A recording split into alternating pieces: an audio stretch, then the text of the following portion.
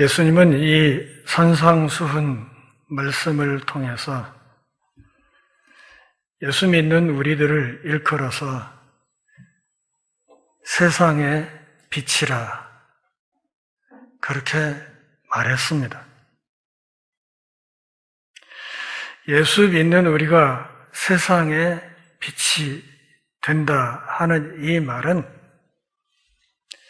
예수 그리스도께서 우리의 구원과 빛의 근원이시라는 말씀입니다. 요한복음 1장 9절에서 사도는 말하기를 그분이 참 빛이고 그리고 세상에 와서 각 사람에게 비추는 빛이라 그렇게 말씀했습니다. 요한복음 9장 5절에서 예수님은 내가 세상에 있는 동안에는 세상의 빛이라 이렇게 말씀하셨습니다.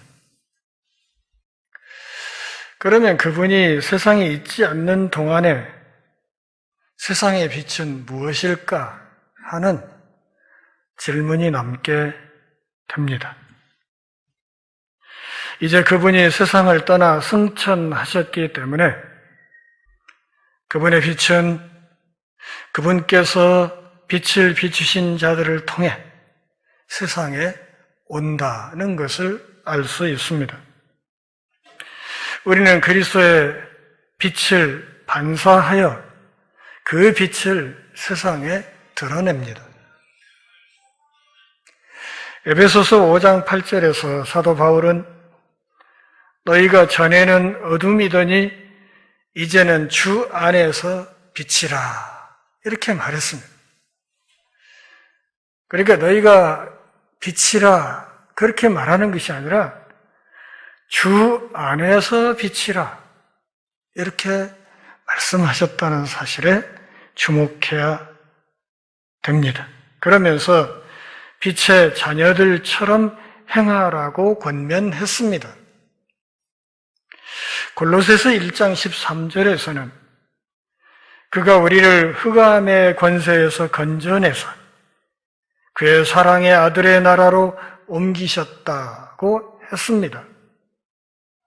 어두움에서 건져냈으면 우리를 빛의 나라로 옮기셨다는 뜻이 될 것입니다. 우리는 세상의 부패를 늦추는 하나님의 소금이요 진리를 드러내는 그분의 빛입니다. 한 가지 기능은 소극적인 것이고 다른 하나는 적극적인 것입니다. 하나는 침묵이지만 다른 하나는 소리를 크게 내는 것입니다. 우리는 생활 방식의 간접적인 영향으로 세상의 부패를 늦추고 우리가 일하는 것에 직접적인 영향으로 빛을 나타냅니다. 소금과 빛은 둘 다 영향을 미치는 방식이 다릅니다.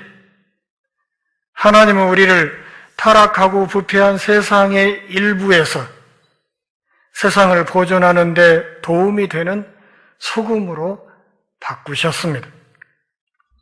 그분은 우리 자신을 어둠에서 다른 사람들에게 빛을 주는 그분의 대리자로 변화시키셨습니다.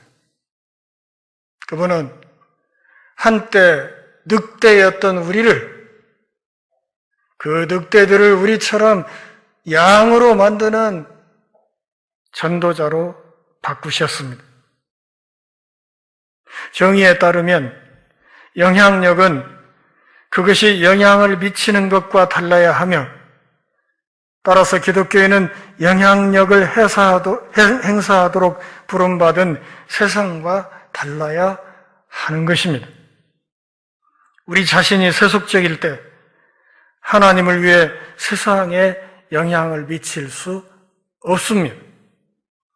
우리가 스스로 어둠의 장소와 길로 돌아간다면 세상에 빛을 던져줄 수 없습니다.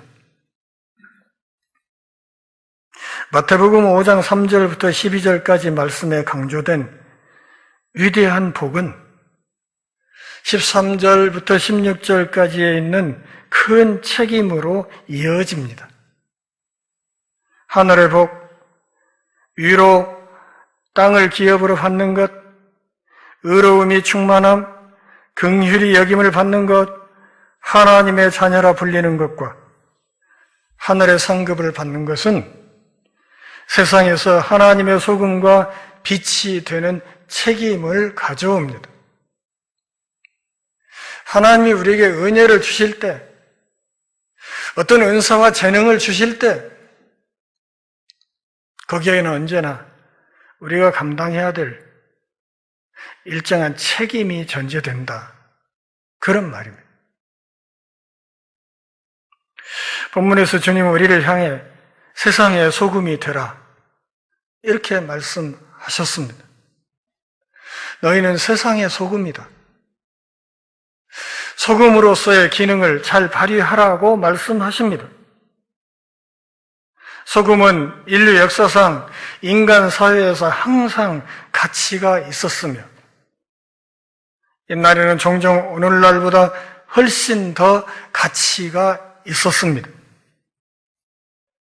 고대 그리스 역사에서 소금은 신을 의미하는 대원이라고 불렸습니다. 로마인들은 태양을 제외하고는 소금보다 더 귀한 것은 없다고 믿었습니다. 종종 로마 군인들은 소금으로 봉급을 받았으며 소금 가치가 없다라는 표현은 바로 이런 관습에서 유래했습니다. 많은 고대 사회에서 소금은 우정의 표로 쓰였습니다. 두 사람이 소금을 나눈다는 것은 다른 한 사람의 안녕을 돌보아주는 상호 책임을 가리켰습니다. 심지어 최악의 원수라도 함께 소금을 먹었던 사이라면 그를 친구로 대우해야 할 의무가 있었습니다. 소금은 고대 근동에서 흔히 우리 시대의 계약이나 계약을 공증하는 방식으로 언약을 맺는 데 사용되었습니다. 언약 당사자들이 증인 앞에서 함께 소금을 먹음으로 언약의 특별한 인증이 주어졌습니다. 기록에 자세한 내용이 나와 있지 않지만 역대하 13장 5절에서 하나님이 다윗과 소금 언약을 하셨다는 것을 알 수 있습니다. 하나님은 이스라엘의 모든 희생제물에 소금을 드려야 한다고 명하셨습니다. 레위기 2장 13절 같이 한번 읽어 보실까요? 네 모든 소제물에 소금을 치라. 네 하나님의 언약의 소금을 네 소제에 빼지 못할지니 네 모든 예물에 소금을 드릴지니라. 그리스도인이든 로마인이든 유대인이든 예수님의 말씀을 들은 사람들은 여러 면에서 땅의 소금이 가치 있는 상품임을 이해했을 것입니다. 대부분의 사람들은 그분의 완전한 의미를 이해할 수 없었지만 그분을 따르는 사람들이 세상에서 매우 중요한 역할을 해야 한다고 말씀하신다는 것을 알고 있었습니다. 그러니까 너희는 세상의 소금이다 하는 이 말은 너희에게 대단히 중요한 책임이 있다. 너희가 중요한 역할을 감당해야 된다. 그런 뜻을 바탕에 깔고 있다는 뜻입니다. 너희가 대단히 중요한 존재다. 대단히 중요한 역할을 해야 된다.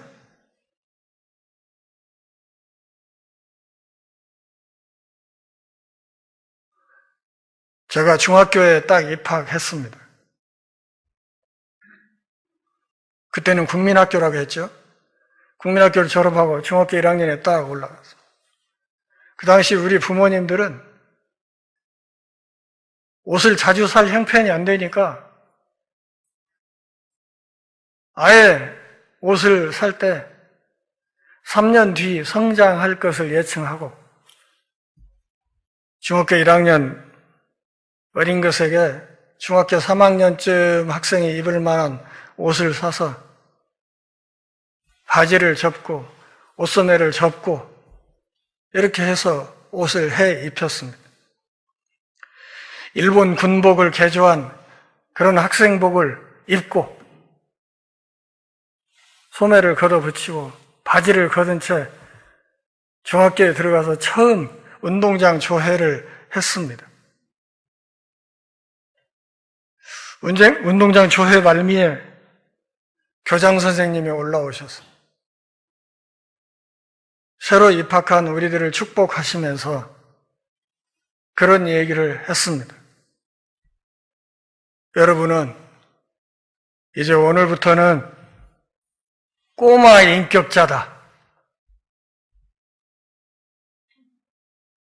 중학교 1학년이나 국민학교 6학년이나 거기서 거기죠. 그렇지만 그래도 여러분은 이제부터는 꼬마 인격자다. 이 말을 몇 번을 강조했습니다. 교장 선생님의 그 말씀이 한동안 어린 우리들의 행동에 여러 가지로 선한 영향력을 끼쳤던 기억이 있습니다. 무슨 짓을 하려다가도 그래, 내가 꼬마 인격자지. 또 뭘 하려다가도 나는 꼬마 인격자야.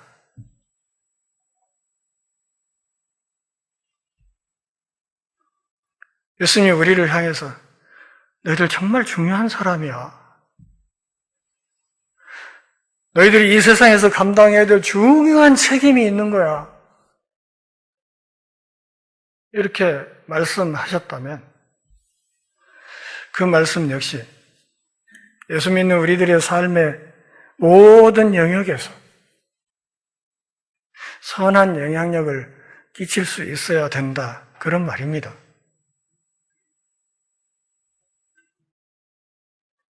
그 중요하다는 그것이 무엇을 상징하든 간에 소금은 항상 높은 가치와 중요성을 지닌 것을 상징했다는 사실을 기억해야 합니다. 예수께서 이 비유와 연관시키려고 의도하신 소금의 특정한 성질에 대해 많은 제안과 해석이 신학자들 사이에서 있었습니다. 어떤 해석가들은 소금이 희기 때문에 순결을 나타낸다고 이야기했습니다. 너희는 세상의 소금이라 하는 이 말은 그 소금의 흰 빛을 말하는 거다.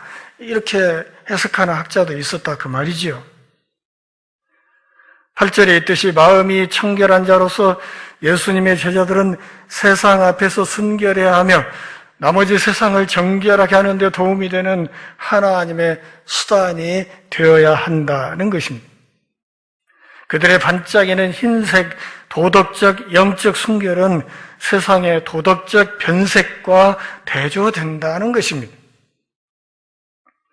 그리스도인들은 말과 생각과 행동에서 의로움에 대한 신성한 표준의 본이 되어야 하며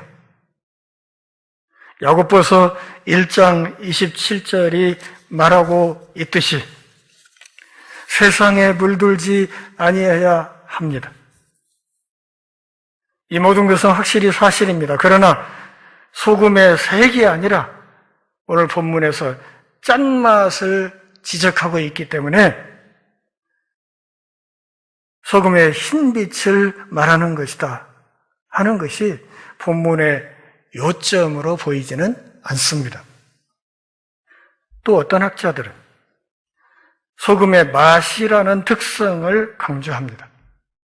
즉, 그리스도인들은 세상에 진정한 풍미를 보태야 한다는 것입니다. 많은 음식에 소금이 없으면 그 음식이 맛이 없듯이 그리스도인이 없으면 세상은 칙칙하고 맛도 없게 된다는 것입니다. 누군가는 이렇게 말하기까지 했습니다. 우리 그리스도인들은 지루할 일이 없다. 우리의 기능은 세상의 풍미와 흥분을 더하는 것이기 때문이다. 하나님이 의인이나 불의한 자에게 해와 비를 내리시는 것과 같이 그리스도인들은 불신자를 포함한 인류를 그들의 삶이 만나게, 그들의 삶이 맛있게 그렇게 축복하는 수단이라 이렇게 말한다는 것이죠. 이 말씀이 참되는 특정한 의미가 있습니다. 고린도전서 7장 14절 말씀을 보면 믿지 않는 배우자는 믿는 배우자에 의해 거룩하게 된다는 말씀이 있습니다. 그러니까 부부 간에 어느 한 사람이 믿고 하나는 믿지 않을 때 그 예수 믿는 한 짝으로 인해서 나머지 한 짝이 똑같이 예수를 믿는 거룩한 사람으로 변화될 수 있다고 이야기를 한다는 것입니다. 이것이 선한 영향력이지요. 창세기 18장 32절 말씀에서 하나님은 의로운 사람이 10명만 있다면 소돔을 살려주겠다고 말씀하셨습니다. 의로운 사람이 10명. 창세기 강론에서도 제가 말씀드렸듯이 이 의로운 사람 10명이라는 말은 이 10명은 유대인이 회당을 구성할 수 있는 최소 숫자입니다. 그러니까 유대인 남자 10명만 있으면 회당을 세울 수 있는 겁니다. 그렇다면 이 의로운 사람 10명이란 말은 오늘날 우리식으로 번역을 하면 교인 10명이 모여있는 의로운 교회 하나만 있다면 그 땅을 구할 수 있다는 뜻 아니겠습니까? 여기 10명도 더 되는 사람이 있어요. 이 교회가 의로운 교회라고 하면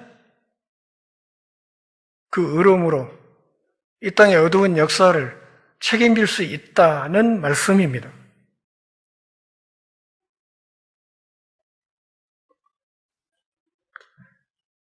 그러나 이런 견해의 문제점은 교회의 초기부터 세상이 기독교를 매력적이고 맛있는 것으로 간주하지 않았다는 데 있습니다. 사실 세상 사람들은 가장 영적인 그리스도인들이 가장 단맛이 없다는 것을 종종 발견했습니다.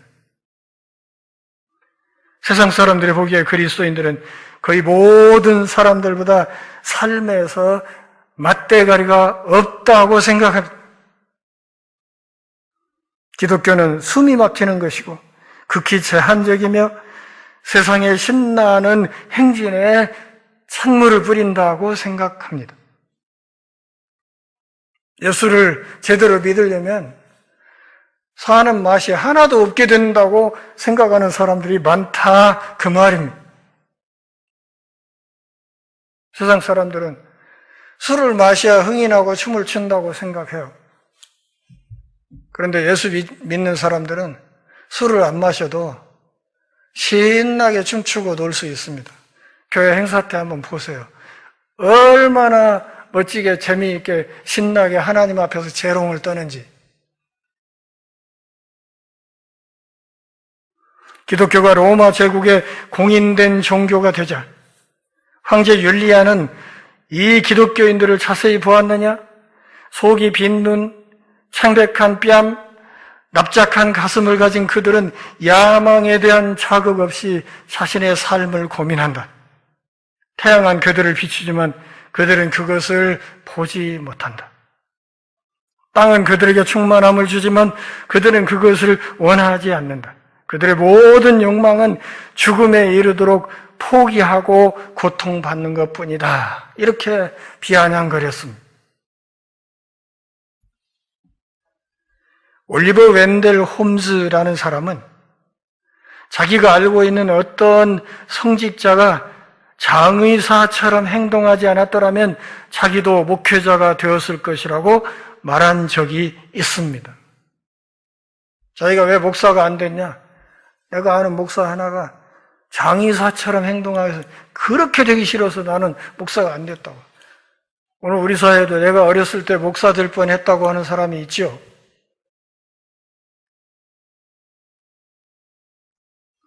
때때로 세상은 기독교인들이 위선적이고 독선적이며 비판적이며 어떤 기준으로 보아도 참으로 지루하기 때문에 교회에서 등을 돌립니다. 그러나 교회가 건실할 때, 특히 신실할 때조차도 세상은 기독교에서 보는 어떤 맛이나 향도 가치 있게 여기지 않았다는 사실을 기억해야 합니다. 고린도 후서 2장 15절 16절에서 사도 바울은 그리스도인들이 생명에서 생명에 이르는 냄새이며 구원을 받는 사람들에게는 하나님을 향하는 그리스도의 냄새이지만 죽어가는 자들에게는 죽음에 이르게 하는 냄새임을 일깨우고 있습니다. 기독교인들에게는 냄새가 난다. 그 기독교인들의 삶에서 향내를 맡는 사람은 구원받을 것이지만 그 삶에서 향내를 맡지 못하고 구린내를 맡고 있는 사람들은 멸망에 이를 것이라고 경고했습니다. 사랑하는 동역자 여러분, 지금 우리의 삶에, 예수 믿는 우리의 삶에서 어떤 냄새가 나고 있습니까? 그리스도의 향내입니까? 아니면 세상의 썩은 냄새입니까?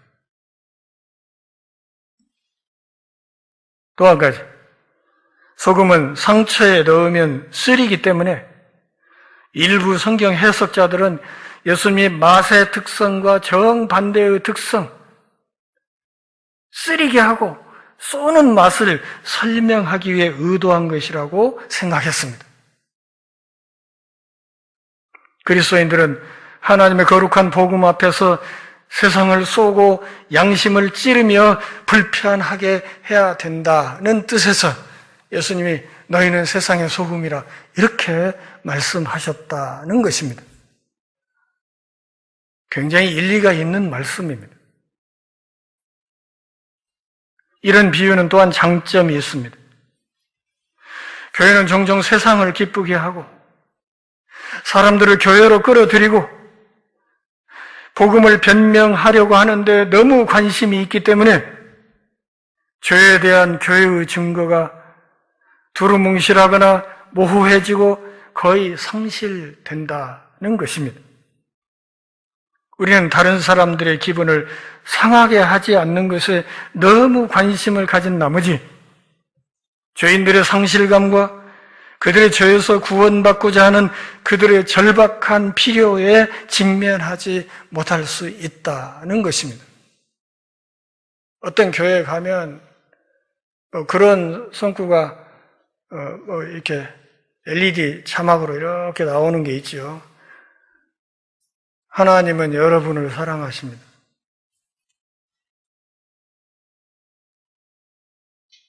반은 맞고 반은 틀렸습니다. 왜냐하면 하나님은 회개하지 않는 죄인들을 그냥 사랑하신 적이 없기 때문에 그렇습니다. 죄와 맞서지 않는 복음은 예수 그리스도의 복음이 아니라는 것을 알아야 합니다. 복음이 투입되는 그곳에는 그 사람이 안고 있는 죄를 정확하게 지적하는 그것이 있어야 된다. 그런 말.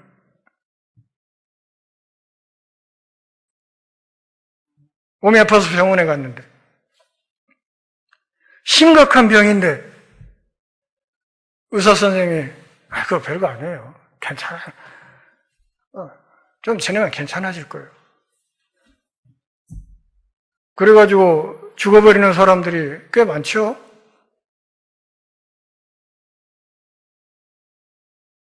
환자에게 그 사람의 심각한 상태를 제대로 알려주지 않음으로써 그 사람을 마침내 죽게 만드는 그런 일들이 생긴다면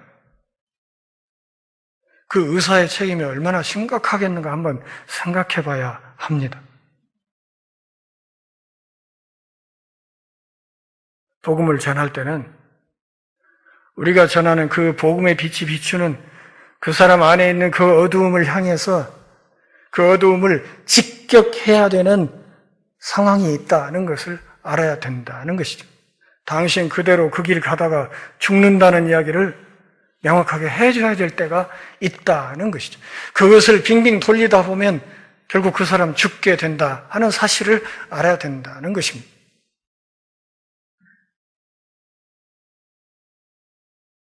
사랑하는 동역자 여러분, 이 말씀 앞에서 한번 돌아보시기를 바랍니다. 예수 믿고 살아온 내 생애, 지금까지의 내 생애에서 나의 영향력은 어떠했는지, 예수 믿는 사람으로서, 전주 열린문교회 교인으로서, 전주 열린문교회 집사로서, 주일학교 교사로서, 찬양대원으로서 내 삶의 자리에서 나의 영향력은 어떠했는지, 그것이 선한 영향력이었는지 아니면 악한 영향력이었는지,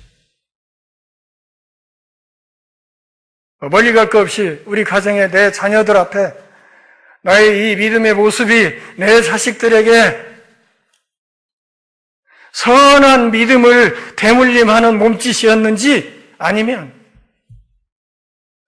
이 아이들도 나처럼 그렇게 대충 신앙생활 하다가 대가 흘러갈수록 더더욱 믿음이 흐릿해져서 마침내 믿지 않는 가문이 되어버리는 그런 영향력이었는지,